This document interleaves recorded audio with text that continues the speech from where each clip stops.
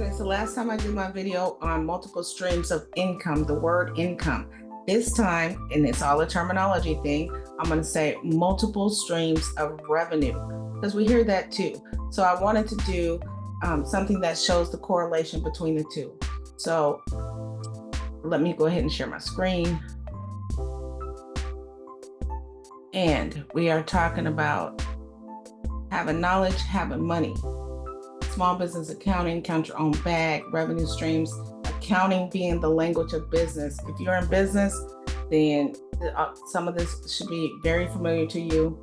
And yeah, let's get down to it. Top 5 revenue streams: sales of goods or services, primary sales revenue. That's your primary sales revenue, right? It's either a good or it's a service. So that's number 1 on the list. Subscription fees, recurring customer fees, such as charging someone a fee every month to be a part of your member portal or a part of your whatever it may be, maintenance and support. That would be, for an example, me doing a maintenance every quarter, every year for someone in terms of auditing, or the other thing is going to make sure that they're good for their taxes, right? That their accounting is solid from that standpoint. Licensing and royalties, that is going to be revenue from intellectual property and or franchise fees. So that's the 3rd revenue stream on the list. Then we have advertising. That is going to be digital advertising and sponsorships. And just to give you the definition of those: revenue from displaying ads on websites, apps, or social media platforms; sponsorships, income from companies paying to sponsor events, content, or products. And then we have partnerships and affiliations, and that's going to be essentially affiliate marketing, where you get paid a commission earned by promoting and selling products or services of other companies, right? So that's what an affiliate marketing revenue looks like, or what the definition of that is. And then we have strategic partnerships, revenue generated from collaborative ventures with other businesses.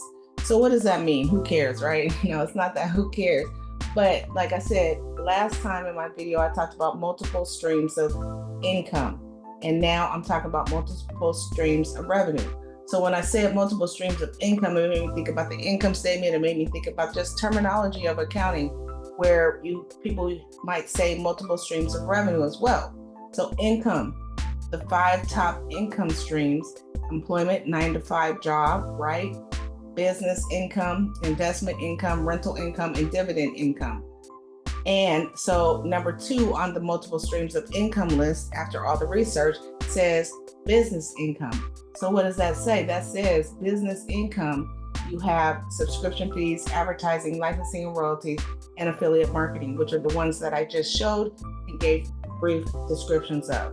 So to me, they're both, when we talk about the language of business, they pretty much have the same language. They mean the same thing, but there is a little bit of a difference. And it's just for me to say, if you hear multiple streams of income and multiple streams of revenue, you can correlate the revenue language to business specifically.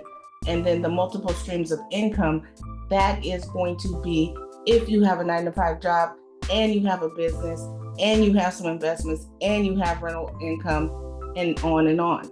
The other thing too is that when we talk about multiple streams of revenue, you have your business income. And like I said, I just put all of these under business income, which again, business income is down there.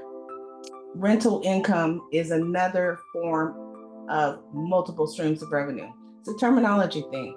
At the end of the day, they all are money streams. And like I said, be aggressive, have multiple ones, and yeah, count your own bag and understand the language of business. Have knowledge, have money. All right. So jrabbits.com, go to my site, book a consultation, continue to learn this language of business, and I will see you on the other side.